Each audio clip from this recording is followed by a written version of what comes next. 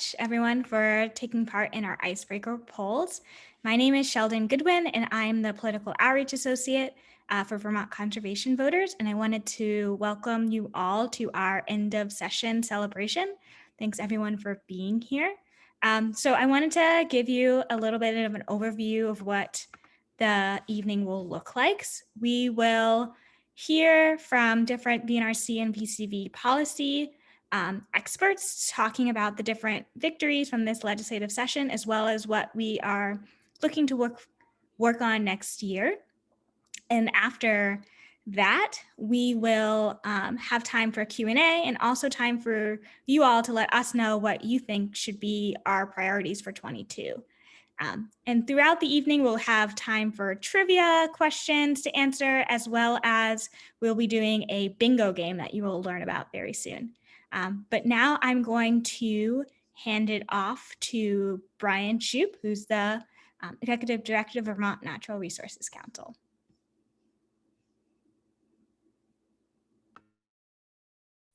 Brian, you're muted. You're muted. Sorry about that. Thanks, Sheldon. I want to join Sheldon in thanking all of you for coming to tonight's celebration. I see several familiar faces, including some of our friends in the legislature who deserve our thanks for what they accomplished this year, which we're going to discuss tonight. I also see people who have supported VNRC and VCV over the year. I also want to thank you for that support. It's really made our work possible. And several of you who were in touch with us throughout the session, and I know who you contacted your representatives and senators to support important legislation to address climate change and clean up our waters and protect our forests. This is really a team effort, and your help is very much appreciated as well. When the legislature adjourned, I think in late September of 2020, immediately before a November election that brought in new leadership, we were concerned, like a lot of people, about how the virtual Zoom environment would play out this year. We were concerned about the state's economy and what that was going to mean for the budget. And we really thought we were going to have a challenging time helping the legislature enact important policy priorities that we had. And it turned out, fortunately, that that we were wrong, that we were able to accomplish a lot in partnership with our friends in the legislature. We not only saw some important priorities of ours around climate, water quality, toxics, and democracy pass, but the legislature passed a historic budget this year using the federal dollars that make incredibly significant investments in climate, water quality, and sustainable communities over the next 3 years. Some of these numbers include $100 million to implement the pending climate plan that the Climate Council that was created by the Global Warming Solutions Act last year is working on now. Over $50 million in weatherization money and affordable energy and other climate investments that Johanna Miller is going to talk about. Nearly $10 million in electrification for our transportation sector, free transit, $225 million in new clean water funding on top of the new investments that the state passed 2 years ago, $94 million for Vermont Housing Conservation Board for smart growth, affordable housing, and investments in our working lands and forest conservation, and a lot of substantial one-time investments to do things like promote downtown transportation improvements, invest in the Working Lands Enterprise Fund, put money into brownfield sites, and invest in our state parks. It really is a historic budget document. We did not anticipate that, and I want to again thank the legislature for being farsighted in their spending decisions, and also we need to give thanks and express our appreciation to the Scott administration for supporting many of these initiatives and signing that budget into law. It really was a big deal for Vermont. So again, thanks for coming. I hope you enjoy tonight. I hope you like bingo, and I'm going to turn it over to Colin to explain how that's going to work. Thanks, Brian. Hi, everyone. It's good to see everyone here tonight. As you've already heard a couple of times, we have a bingo game as part of tonight's festivities, and I'm putting the link in the chat right now. So if you click on that, I'm also going to put a couple of instructions below this so you can come back and read them here if you lose track of anything. So you'll start out by clicking the Generate Card button once you click into the link. And then we're not calling out items specifically, but as we go through tonight and talk about what we've been up to, what the session has been like, keep an ear out and an eye out anything with an asterisk is an action. So one of them is somebody's cat walks on screen. If you see that tonight, mark that one off. And everything else is a phrase. So keep an ear out for anything that doesn't have an asterisk.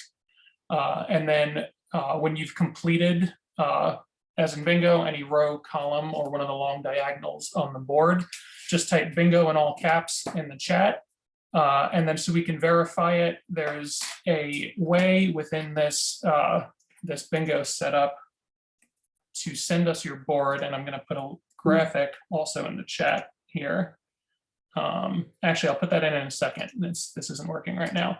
But you'll click on those three little lines in the bottom right corner of that menu, and then all the way to the left, you'll see either hashtag or a pound sign with a couple of letters and numbers after that.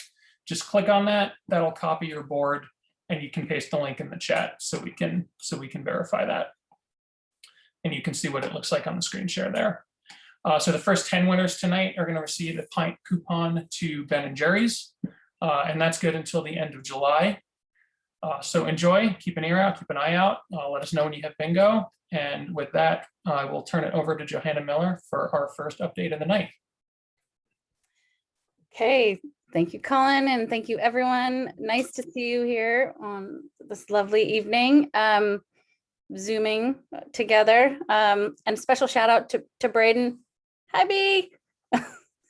I just wanted to, Brian really, I think, encapsulated a lot of what I wanted to say, because it was an unprecedented year in the energy and climate arena in which I work as part of the VNRC team. A lot of that work happened in the money space, talking about the big bill, the budget bill, and then the transportation bill. I think the legislature of Vermont, I feel very grateful for and proud of the fact that Vermont really recognized the moment that we're in terms of making investments in, a healthy environment and climate action strategies that will, ensure that our economy remains strong, and other really important benefits. So again, a lot of the action was in the budget bill and the T bill. Brian made reference to a few of those highlights, and I want to give a little bit more specificity to those, although I think it may make your head spin, which those of us who are trying to follow the work and help shape the work, which is a lot of what we do in our policy advocacy work. It was a challenging year to do that, and I just want to give an extra special shout out to our legislators on this call, to the legislature in general, and to the executive branch for getting so much done in this very challenging world. And Zoom democracy has its benefits, but it has a lot of significant challenges. And as an advocate, I just wanted to sort of underscore, that, because it was hard to follow, but also I think, the relationships that we've been able to build and nurture in our work in coalitions and our work, sort of with policymakers over the years, I think was an important piece of our ability, I think, to be partners in that progress. And there's a lot to celebrate tonight. So I'm going to highlight put a little bit of a finer point on some of the things that Brian mentioned, but we will also ensure that you have links to further information to all of this, because it's frankly a lot. I mean, in the budget, I mean, it's also a very weird year because we got the American Rescue Plan Act dollars, and there's over 3 years to spend those dollars. So the legislature appropriated a little more than half of the over $1 billion that the state of Vermont got in ARPA dollars, American Rescue Plan Act dollars, as they call it. And then they're going to come back, either in October or in the next session to appropriate more, the remaining amount. So the long and the short of it, they made a commitment up to the scale of $250 million in the budget, over $50 million in hard appropriations, and a placeholder for more work to be done and more clarity around what are the most strategic investments to make.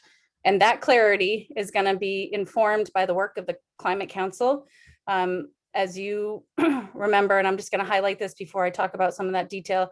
As you remember, the legislature passed the Global Warming Solutions Act last year. Now we have turned our longstanding climate goals into requirements, and there's the Climate Council is hard at work looking to put together a plan to be delivered, an initial plan by December of 2021. And what's in that plan will inform, I bet, the sort of next strategic investments that the legislature will make in climate action. And that's certainly what the commitment in this year's budget signals. So it's really important. It's a commitment like out of proportion than we've ever done before, but in proportion to the scale of the challenge we face when it comes to a warming planet and the opportunity we have to, move Vermonters off of fossil fuels, every drip of which we import, and put people to work and help Vermonters who need help in the transition, really make that possible. So it's very exciting time. The legislature made a significant necessary commitment to weatherization investments, including $4 million for the low income weatherization program.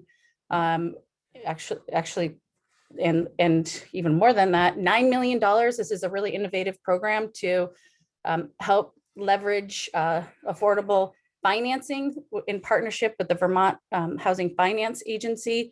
So this is a new program that's going to put those $9 million to work, and ideally leverage the capacity of that investment to help even more Vermonters access affordable energy saving, energy reducing projects and investments. There's $5 million for Efficiency Vermont to support their ongoing efficiency incentives and their programs, including there's an additional $2 million to support Efficiency Vermont doing workforce development and in partnership and supporting the NeighborWorks of Western Vermont Heat Squad program, which is doing more work across the state of Vermont. All of this, the NeighborWorks program in particular, in service of supporting low-income Vermonters, helping them weatherize their homes and save money. There is in total $15 to $20 million, depending on how you look at it, to the Clean Energy Development Fund, 10 million of which to support an affordable community scale renewable energy program to be developed that will need, I think, to be informed by folks like you who maybe have, good ideas around what that program looks like. There's also, there's really important money in the budget for capacity in some of our very important partners in the state of Vermont, including $1 million for the regional planning commissions to invest in at staff to help implement the enhanced energy plans that they are required to have. So $1 million to help, the RPC support communities and do their part on achieving the commitments of the Comprehensive Energy Plan. There's also $1.5 million that was appropriated to the community action agencies to support sort of what they're calling sort of energy or financial coaches or navigators to help people, really understand the landscape of what programs are available to them and to make, smart investments in energy. Investments are big financial commitments. And so helping Vermonters really understand the lay of the land and access those services is really critical. So the legislature made a commitment to capacity, which is something that is, I think really sometimes undervalued, but very critical, I think, to getting where we need to go when it comes to clean energy and climate progress. Those are just a few of the highlights in sort of weatherization and renewable energy. And then the legislature also made a significant commitment and a realignment about how the state of Vermont is going to be thinking about the transportation bill, or the T-bill, as many refer to it. And the legislature, I think, including through the leadership of the House Transportation Committee, really decided early on that we're going to look at the transportation bill and rethink what it means, in terms of building a 21st century transportation system. What kind of commitments and investments do we as a state want to make? So the legislature redirected millions of dollars to support existing programs and new programs, including, like almost $1 million for Mileage Smart, which is a program that helps lower income Vermonters access higher efficiency vehicles and get out of like older, lower efficiency internal combustion engines into really more efficient transportation modes. And as Brian noted, there's fare free transit. There's a bunch of really important investments. And then there's an investment in a new program, which is called Replace Your Ride. And Replace Your Ride is really aimed at moving people out of, again, lower efficiency, more carbon intensive vehicles into cleaner, more affordable transportation options, not just vehicles, but really giving Vermonters the ability and helping them make those investments and just transportation solutions, which could include, transit could include bicycles or electric bicycles, and it's really focused on direct assistance to low-income Vermonters. So I could talk at you for a while about some of the more specificity, but we have legislators here and a lot of detail that we can share with you if you're interested more in via email, or you can visit our website. But it was a really unprecedented year. I feel, again, very grateful for the leadership that happened and the commitment via Zoom democracy to really making progress. And so there's a lot more to do. And what I also am excited about, it was very important stage setting and a foundation upon which to build the work that we are now doing in the Climate Council, and that we're going to be doing in partnership with you all in the many years to come. But this is a big year. We have a really significant opportunity to craft this climate plan, set us on the stage for further progress and all the benefits that offers. So I'm going to turn it over now to the next speaker, or to bingo, I guess. So actually now we're going to have a couple trivia questions. So about climate. Okay, so I'm going to read the questions, and if you know the answer, put your answer in the chat. So since November, members of the Vermont Climate Council have been hard at work developing a plan to reduce emissions and ensure our communities are prepared for both the existing and potential consequences of climate change. VNRC and VCV are well represented among its membership, which both board and staff contributed to its important work. The Council seeks climate solutions that reduce energy burdens for rural and marginalized communities, builds rural resilience, and promotes the use of natural and working lands to capture and store carbon. The question is, the Vermont Climate Council was established by law following the passage of H688 this past September. The bill, officially recorded as Act 153 of 2020, is better known by this name. And if you know the answer, put your answer in the chat. Ooh, Fran, wow, that was quick.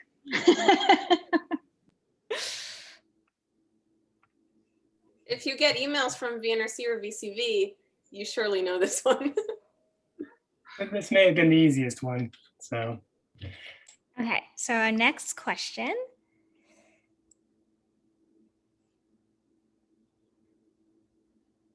Oh, it's on the other side. On September 15th, 2020, Governor Phil Scott vetoed the Global Warming Solutions Act, citing concerns about the bill's legal requirement that the state meet its emission reduction goals. 2 days later, the House of Representatives voted 103 to 47 to overturn Scott's decision, and the Senate followed course with a 22-8 vote shortly thereafter.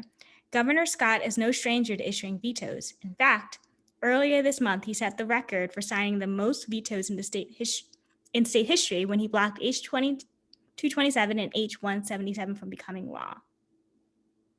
Which former Vermont governor, who exercised the veto power 21 times in 11 years, did Phil Scott pass in his 5th year in office?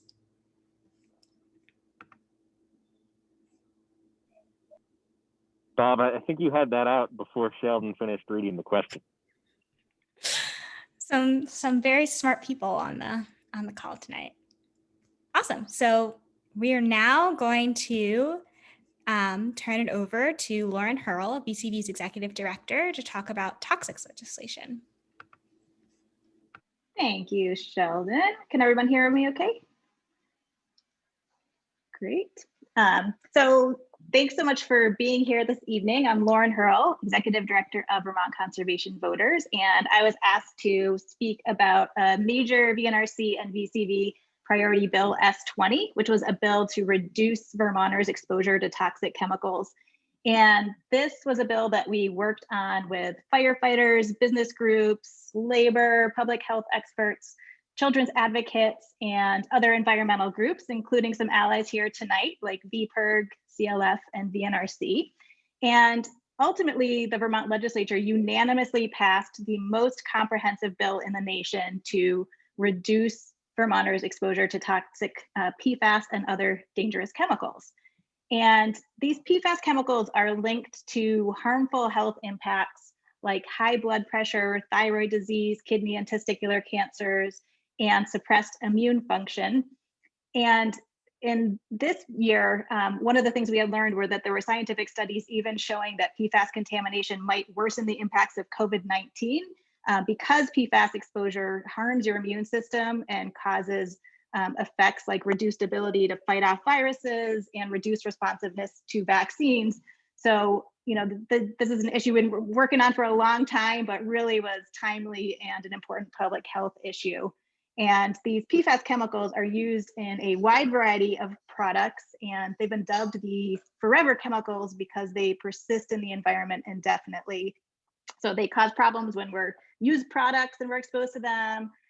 They cause problems in manufacturing when companies use them and put them in products. And then we see things like the water contamination issue that we saw in North Bennington. And then PFAS containing products we throw into the landfill, and that PFAS can then get into leachate. So the legislature was looking at how can we turn off the tap of bringing these PFAS chemicals into our state. And we worked really hard on this bill S20 that targeted 5 of the major sources of PFAS exposure: firefighting foam, food packaging, carpets and rugs, ski wax, and children's products. And so, we got a bingo winner, nice. PFAS, per and polyfluorinated alkyl substances. So they are these fluorinated chemicals. I'm looking at Rebecca's question in the chat. So it's this class of chemicals. There's thousands of them, and they're used because they have these really interesting properties of like making things like grease proof. So in food packaging, one of the things targeted in the bill, they coat paper. So think of like your muffin wrapper and things like that, where because they're grease and waterproof, they've been used, you know, your hamburger, your pizza box, popcorn, microwave popcorn. So because they have these like really strong bonds, they create these interesting like waterproof, grease-proof properties. So they're used in a lot of items, but they are harmful at really low concentrations to human health, and they persist in the environment, so cause all kinds of ongoing contamination and threats to human health. So that's why we were looking to address it in this bill. And so the bill restricts, what ended up passing unanimously was a bill that restricts PFAS from firefighting foam. And, you know, there's safe and effective alternatives. And in this case, 8 other states had actually already passed similar bans. So this one was a no-brainer. We did have to have some fights over, you know, looking to carve out exemptions and other things, but ended up with a really strong ban on PFAS containing foams. The bill also bans PFAS and chemicals called orthophthalates from food packaging. Phthalates are plasticizers used in you know, a number of plastics. And our policy was like looking at what other states had already done, including Washington, Maine, and New York. But then we took it a step further, and we were the first state to authorize our Department of Health to ban bisphenol chemicals. So that's things like BPA you might have heard of from food packaging. Our bill was the first in the nation to ban PFAS from residential carpets and rugs and aftermarket stain treatments. So these are things added to, you know, just make your carpet or rug more stain resistant, totally unnecessary, and present particular problems for things like children who spend a lot of time playing on carpets and rugs. And carpets and rugs, actually, there was an Agency of Natural Resource study that was looking at problems at our landfill and what the big contributors were. And it turned out that rugs and carpets are one of the biggest contributors of PFAS at our landfill, and the leachate and the ongoing problems. So that was why we wanted to particularly focus on that. So got a first in the nation ban on PFAS in those products, and also a first in the nation ban on PFAS in ski wax. So this is something that high-end ski waxes and Nordic ski racing They add the PFAS because, again, it makes them really fast moving. The UVM ski coach came in to testify, and he was describing how these waxes are applied, and you just had this like visual of being in the room, and you're heating it up, and all the stuff's getting in the air. And he was like, we know we're supposed to wear masks, but sometimes we do, sometimes we don't. He was just like, we just like inhale this stuff. So he was really supportive of getting rid of the PFAS from these products. And fortunately, the legislature moved forward with that. So now we have set a national precedent for banning PFAS from ski waxes. And finally, we added several PFAS chemicals to our list of chemicals of high concern to children. We were hoping to get the entire class of PFAS chemicals, but that one we had to make some compromises on, mostly because the Department of Health is understandably very overwhelmed with dealing with the pandemic right now. But just wanted to give special shout out to Senator Ginny Lyons, who sponsored the bill and was a big champ on it. And we had some great allies on the House side as well. Chair Ann Pugh and Representative Dane Whitman was the presenter of the bill on the floor, and he comes from North Bennington, where they've had PFAS contamination in the drinking water. And so he really brought that personal experience with the harm these chemicals can cause. So played a really important role. So we are really excited to see the unanimous votes. Often these chemical bills can be really contentious. Governor Scott has actually vetoed a couple toxic chemical bills in previous years. So we were really excited to see the unanimous support and then see the bill signed into law, and had a great coalition working on it and great support from lawmakers who really, there was, I think, just a broad recognition that we need to address these chemicals. They're really bad.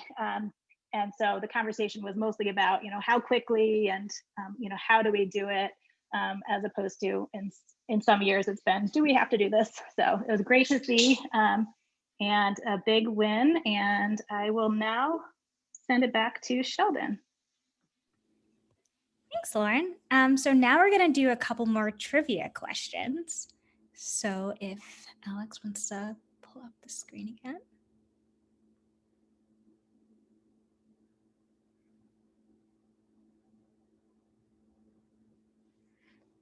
Awesome. So the first question, and again, if you know the answer, put the answer in the chat.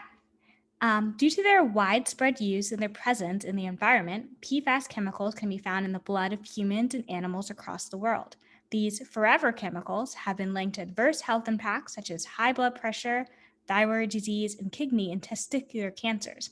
In 2016, following news of a contaminated drinking water in nearby Hoosick Falls, New York, the Vermont Department of Environmental Protection tested soil and groundwater samples around the former sites of two ChemFab plants, where Teflon-coated products were manufactured. And the question is, dangerous levels of PFOA, one of the most extensively produced and studied PFAS chemicals, was discovered in this Vermont county where ChemFab operated from 1968 to 2002.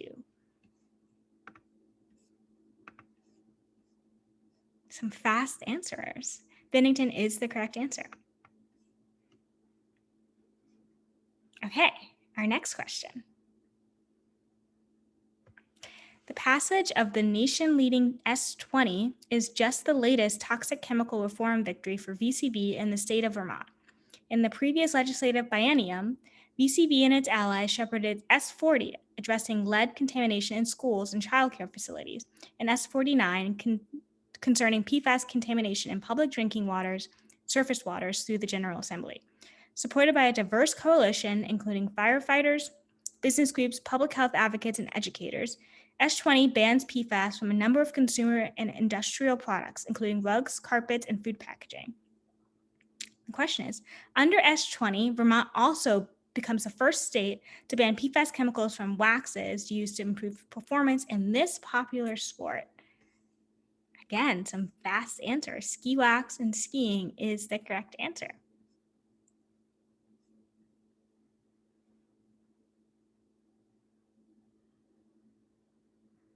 Awesome. I spelled snowboarding wrong, and I apologize. Okay, so now I'm going to give a little bit of an overview of VNRC and VCV's work on democracy-related issues. So I'm going to speak briefly to our work on the Universal Vote by Mail bill.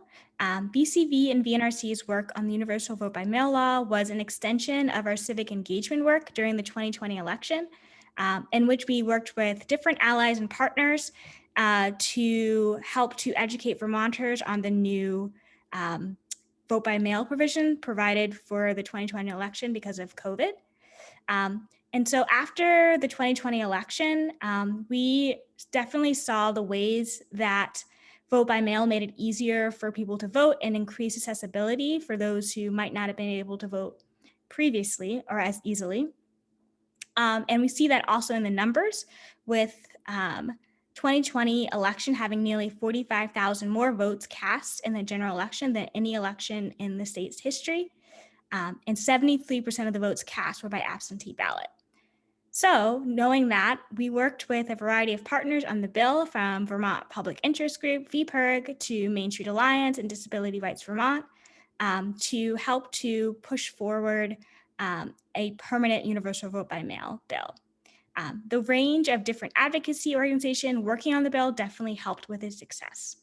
So the vote on the bill, S15, passed the House and Senate with strong tripartisan votes and also was signed into law by Governor Scott. So now the work on democracy will be educating Vermonters on the new law and continue to work with partners to expand accessibility to the ballot box. As an environmental organization, we definitely know that this work is very important because we know that a healthy democracy is essential for a healthy environment. So now, knowing those things, we're now going to have a couple more trivia questions before we move on to the next policy section. If Alex wants to pull it out.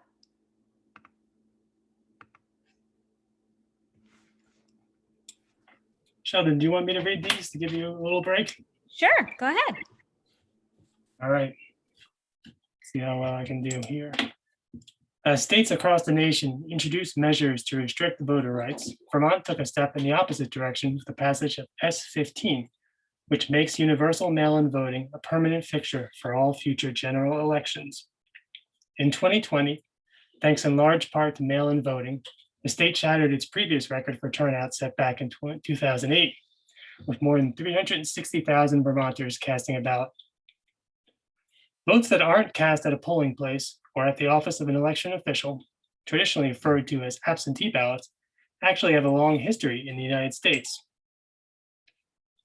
So the question is, the first absentee ballots were cast by American servicemen in this war, with the overwhelming majority of them supporting the incumbent.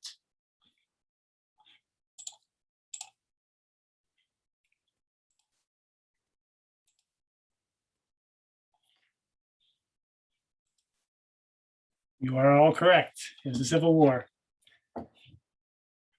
Good guesses.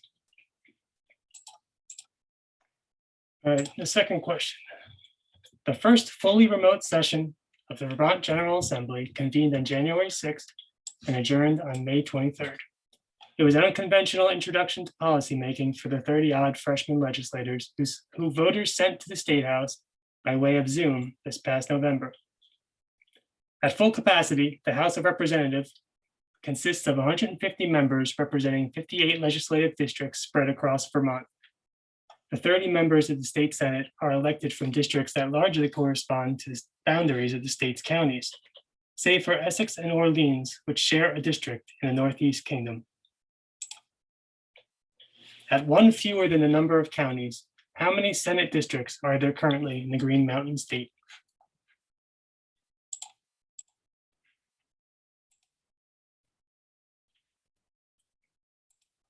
13 is correct. Guess I should have made these questions a little harder.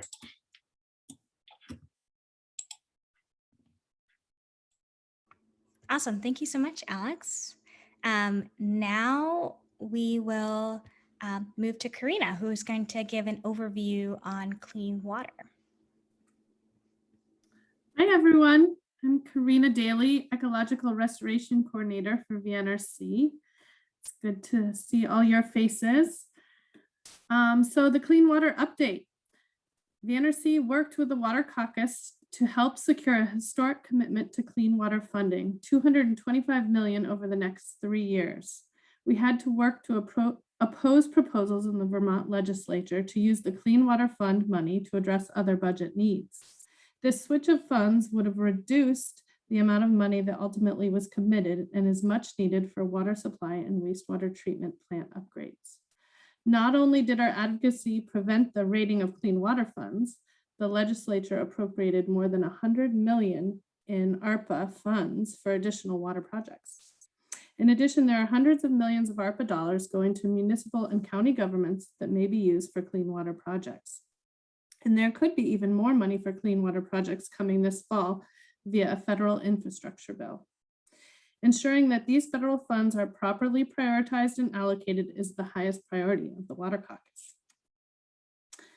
This spring, the legislature passed and the governor signed H108, a wetland protection bill. The bill closes a loophole in the law where Vermont water quality standards do not explicitly apply to wetlands, and applies a new alternatives analysis to projects with the potential of significant impacts on wetlands.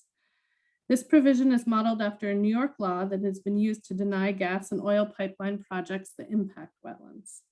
We are also working with the Wetland Coalition comprised of CLF, TNC, Audubon Vermont, and LCC to advocate for broader reform to improve wetland protection in Vermont with a goal of overall net gain of wetlands. And this is just ramping up as of last week. Vermont DEC released a substantially overhauled draft rule, which we are currently working through. VNRC worked in partnership with the Lake Champlain Committee to appeal the DEC lake encroachment permit that was issued to sink ferry MV Adirondack in Lake Champlain, and the applicants, Lake Champlain Ferry Company and the State of Vermont Division of Historic Preservation, withdrew the proposal. Also, as a result of our advocacy, the legislature enacted a 3-year moratorium on sinking of vessels in public waters and plans to take further review of the use of public waters as part of the environmental justice bill for the next session. Looking beyond the legislature, VNRC chairs the Vermont Dam Task Force and works to manage dam removal projects throughout the state. VNRC secured funding needed to remove the Dunkley Pond Dam in Rutland on Tenney Brook, which is scheduled for this August. We're putting the bid documents together right now.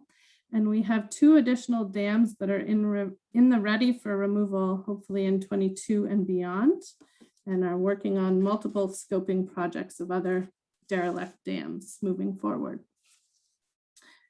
John Groveman has been participating on a legislative committee as an appointed member to discuss issues related to the impacts of large surface water withdrawals and recommending actions Vermont should take to address this issue. VNRC has also been working with Watersheds United Vermont to convince ANR to change a provision in its proposed water funding distribution rules, Act 76, that would have discouraged watershed groups from applying for clean water funds. Now it's trivia time.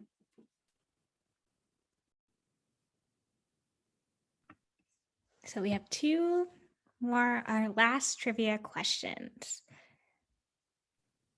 And then we will have time for Q&A.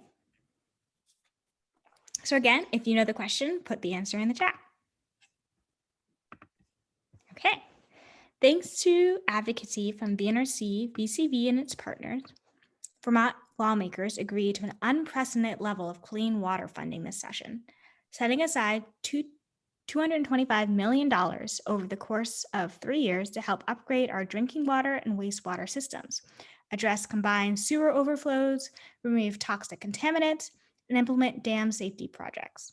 We previously helped secure the passage of S96 in 2019, establishing a long-term funding source for these same initiatives by directing 6% of Meals and Rooms tax revenue to go to the state's Clean Water Fund. Excluding sales of alcoholic beverages in restaurants, what is the current tax rate for the Vermont Meals and Room tax?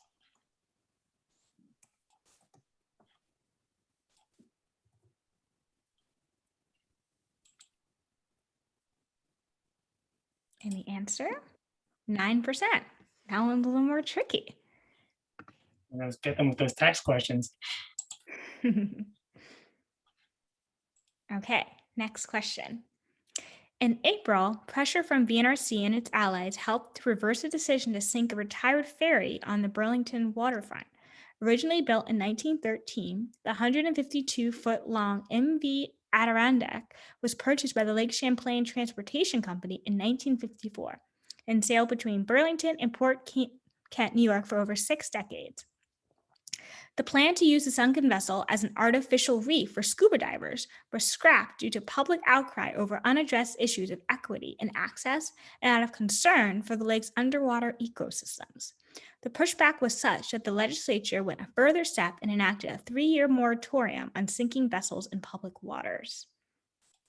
So the question, one of the bodies of water in the moratorium will protect is his freshwater lake in Rutland County, the largest lake that lies entirely within Vermont's borders. What is the answer?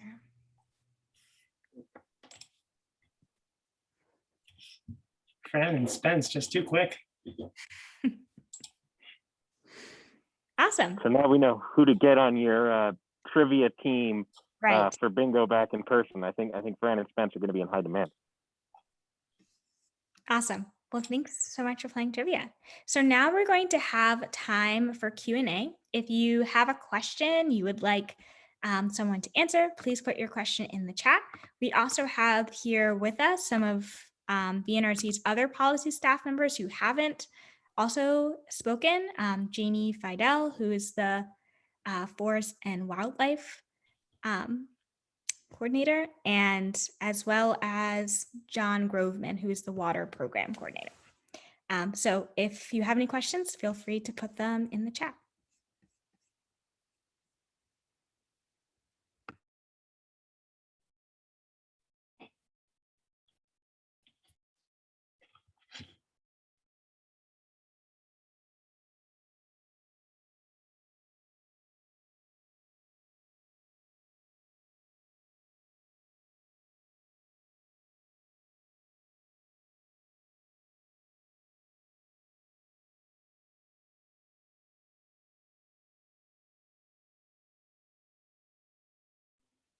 Okay, so one question was asked before the trivia, and that was, why would people want to sink vessels to begin with? I don't know if anyone would be able to answer that question. I can answer it. Well, we're not sure that's why we appealed it, but they were trying to sink the diving committee was excited about sinking the vessel as a dive site, but it is cheaper to scrap the vessel, and so it has been scrapped. And as a result, 3 other dives, there's already a bunch of shipwrecks on Lake Champlain that haven't been formalized as dive sites, and we are now investigating those other 3 dive sites to open up more dive sites in Lake Champlain. Awesome, thank you. So our next question is there any money for fast charging stations in the different climate related bills that just passed? There is a commitment in the climate bills to expand EV charging 1 million. So there is definitely a commitment, and that it's a foundation upon which to build. And again, just to underscore that, I mean, the legislature appropriated, there's more work to do. So there's money to go to electric vehicle charging infrastructure, and there is a conversation that the legislators and we'll still be having about what else to make investments in. But yes, to your answer, Fran. Or Spence. And Joey, could I just briefly chime in there? Just wanting to, if folks are interested in more information about kind of the status of EV charging in Vermont, whether that's where they can find a charging station or what incentives are available right now, Drive Electric Vermont has some great resources available. I'll put a link to that website in the chat so folks aren't aware of it. It's a great place to follow more than nuts and bolts, and hopefully we will see many more charging stations pop up on their great map as programs and funding gets underway.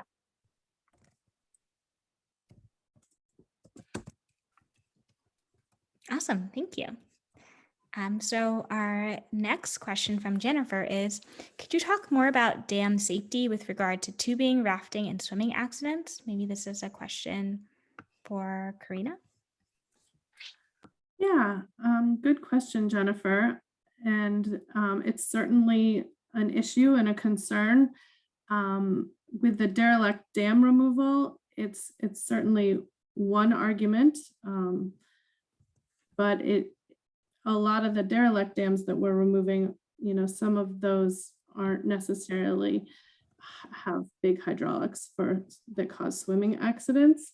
That's more the FERC jurisdictional hydro dams, which we provide comments on when they come up for relicensing. I don't know, John, if you have anything more to say regarding dam safety and tubing and swimming and rafting accidents. No, I think you covered it, Karina. That's great. Thanks.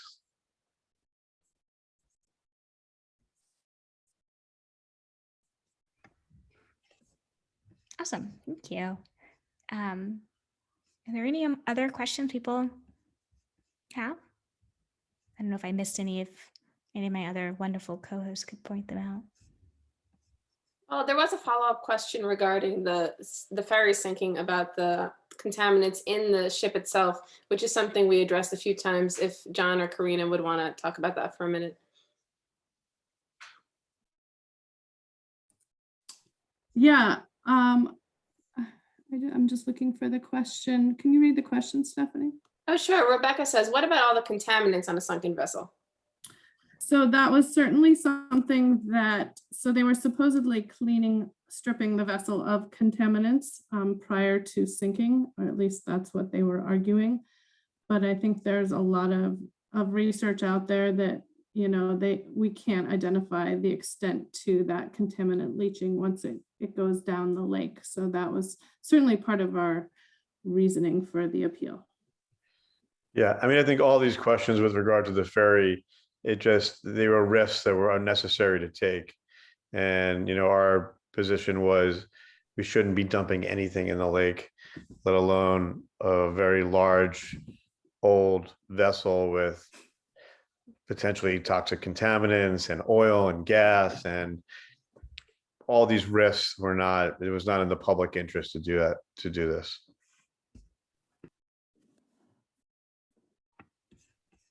Thank you. So Fran and Spence Putnam had a question. As far as I can tell, there's no long-term funding for weatherization, only one-time money. Is that correct? Maybe Joey can answer that. It is absolutely correct. And I think, as I just wrote a quick little comment in the chat, because I think it's a really important point to make, and just to underscore, there's really good progress and there's lots more work to do. Yesterday, I was on a call with our partners at the Energy Action Network, who are convening a conversation around weatherization at scale, essentially like how can we weatherize as many homes as we know we need to do by 2030 to help Vermonters, avail themselves of all the benefits that provides, and to do our part on climate, and also realize, the public health and jobs creation and other benefits that would mean. And there was a significant recognition from the, folks on that call that we're going to have to figure out, how do we pay for this long-term sustainable funding source that makes this work possible. So ideally, that conversation is happening in the Climate Council, I'm sure, and there are legislators on this call who are deeply committed to, long time, and deeply involved in this work that, we recognize that we need to be, doing more, and that we're going to have to figure out a long-term sustainable, equitable funding source to make that happen. So stay tuned and please stay involved, and we will sure keep you abreast.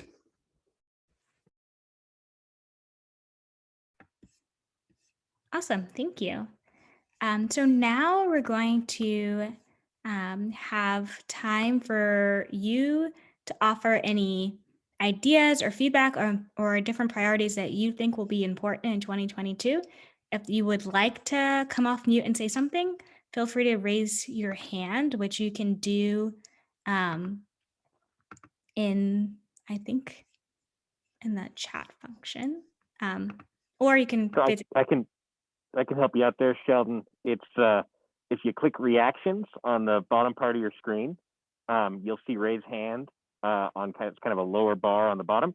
You'll see that my hand is raised right now, which I guess means I want to comment that I feel like we're really lucky that VCV exists. I don't just say that because I work there. I'd say that even if I didn't. From my point of view, working on policy is kind of one of the single most important ways that individuals can make a difference for these overwhelming environmental problems. And we're so grateful for all of your interest and participation here tonight.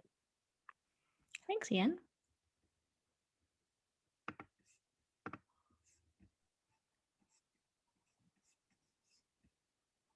I'd also just note, we do have some of our fabulous legislative allies. If any of you want to say anything, any reflections on the session or hopes for, anything that you were excited to see this year, things that you hope we're going to pick up next year, or any reflections, or it's been quite a year with relentless kind of never-ending session, and we're so grateful for all you've done and would welcome any of your input as well. Oh, I see Representative Dolan and Untitled. Why don't you go ahead? Yes, thank you. It's good to see you all, and I wanted to raise my hand and say a few words in appreciation for the work of VNRC and the conservation voters, our partners, VPIRG, and others, because we would not have been able to make the progress we have made from the budget to major actions related to clean water, to climate, and to our other priorities that we share with you all. And it's with your activism, your engagement, your ability to bring facts to us and to really enlighten legislators is what really make and continue to make a difference.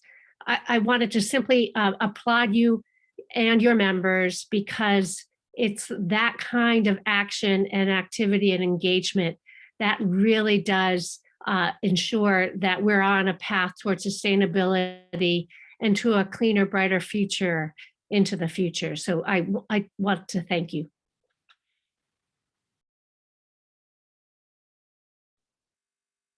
Yeah, it's my turn. I'll just say that I was really happy to see all the advancement we made with weatherization funding, as well as the additional incentives for, excuse me, EV purchases, electric vehicle purchases. And I don't know whether it was because of the Zoom sessions or what, but I found that there was a lot more cooperation in the State House this year from Republicans, Democrats, Independents, and Progressives. We really made some great strides, I think. I hope it carries over when we're back in session in person next year. So other than that, I have to leave at 7, so I'm going to wish everyone a happy summer, and thank you for the wonderful, interesting, and fun hour. Thank you, Representative Yantachka.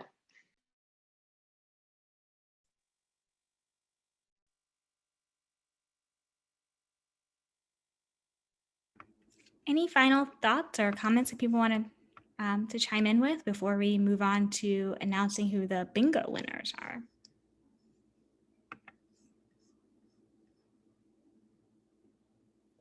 Yeah, folks are dropping off. I want to thank everybody again for taking part in this. It was really nice to see you and a lot of fun. It looks like Thaddeus has a question or a comment or both. Thank you. I have a number of technical questions, and I posted them on the chat. One of them is surprising to me that Vermont does not have gas fume and gas liquid recovery at their gas pumps. Massachusetts does, and I assume many other states do. And I find this extremely strange that a state like ours doesn't have those rules in. You've got benzene and a number of other fumes that get into the environment, probably causing breast cancer and other problems. So I find it amazing that no one has looked at what other states are doing it on that level. I also stated that Brattleboro makes window quilts and that New Hampshire has used them in quite a number of state house buildings, many of their court buildings. The owners of the place told me that they've saved thousands and thousands of dollars in heat bills. It would obviously be a real smart thing to put on the state house alone, much less the courthouses, because heat gets out of those buildings right away. There's a number of things that was canceled under the Trump administration as far as federal savings, such as Tesla and GM going over a certain amount so that you don't take a tax break on that. And I can see the state offering even a little bit of that money to people. I also stated that I don't see any reason why the state can't offer even like $5 for buying a bicycle.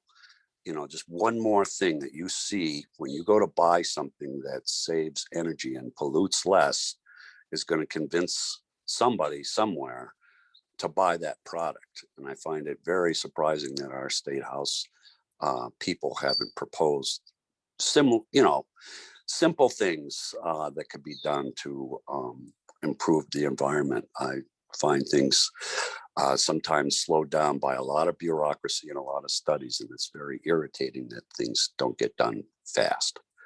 That's the end of my comments. Just a quick note and interjection, I'll turn it back over to Sheldon, just to note that the legislature in their budget, I didn't go into every little teeny weeny detail, but they did appropriate $50,000 for electric vehicle incentives. So I would think it's more than it's just electric bicycle. Very important to say. So yes, there are many investments in the bicycle arena, and it's a foundation upon which to build. So your point's well taken, and we're starting to do that. It's great.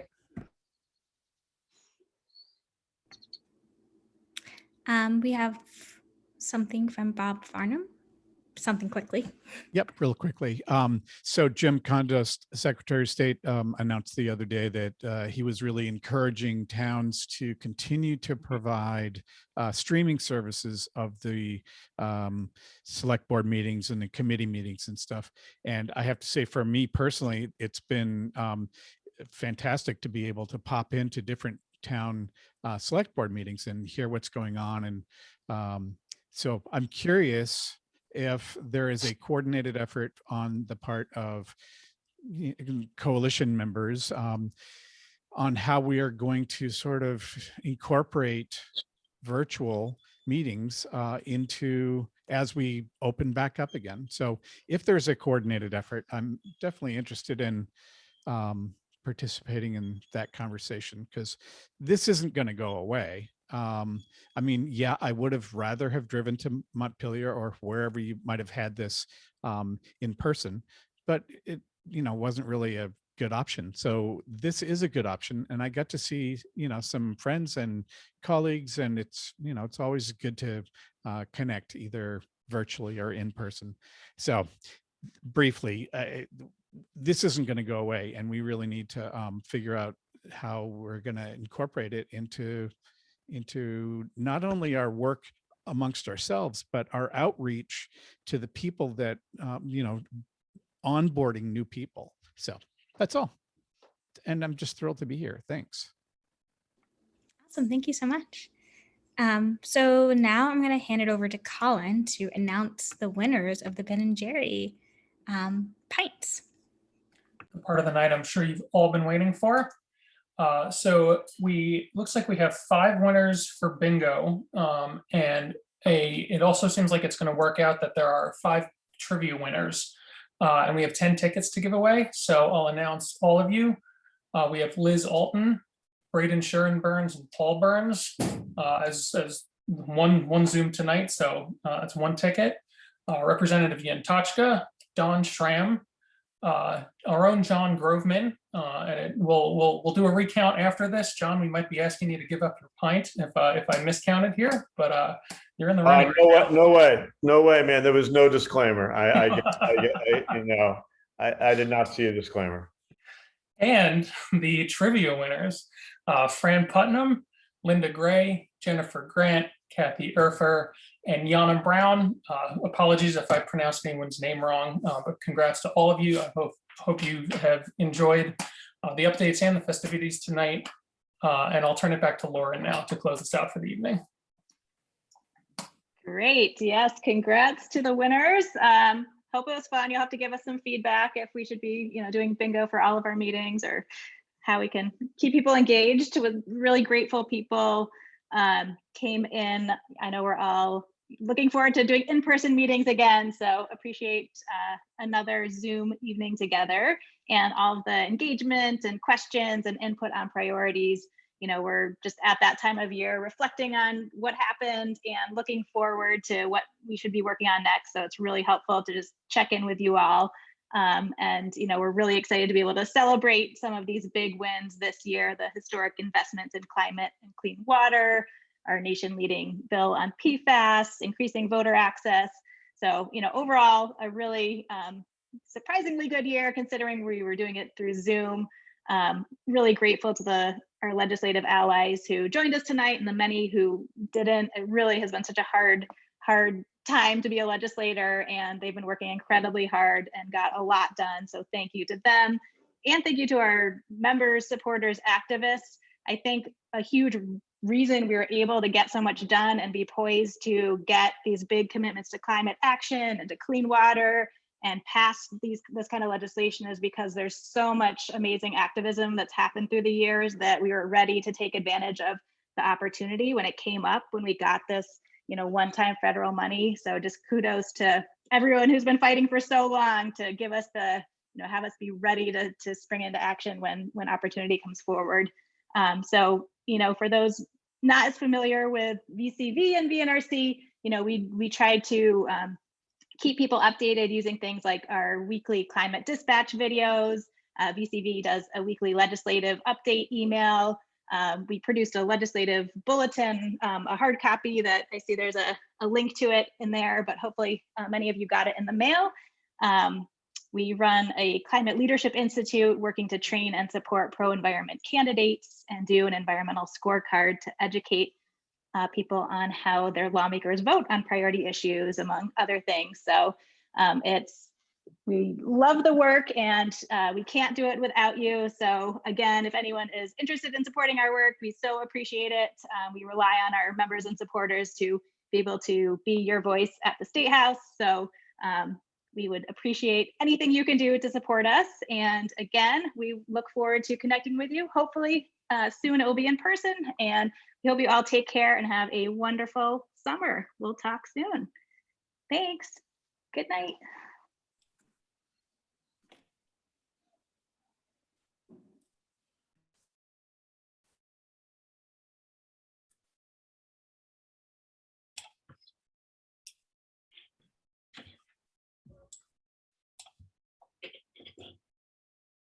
Figured I'd throw out my last poll. Oh, that's a hard one.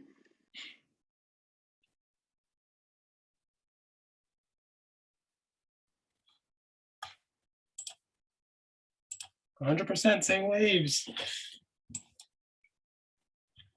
Good night, everyone.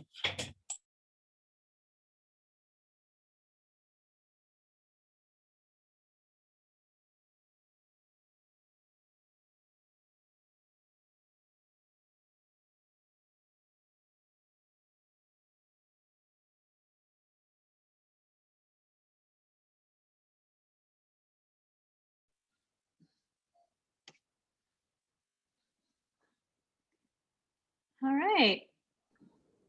Nice work, Sheldon. Yeah. Go exactly as planned, but That's fine. Yeah. Yeah. Well, I thought I liked the trivia and bingo. I think it Yeah. added like just enough, like something different and entertaining. Mm-hmm. That's not just like another boring update. Not that we're ever boring, but nice, cool. Well, we can debrief with more folks tomorrow, but nice job. Thank you. All right, go get All right. some rest. We'll talk tomorrow. Bye. Bye.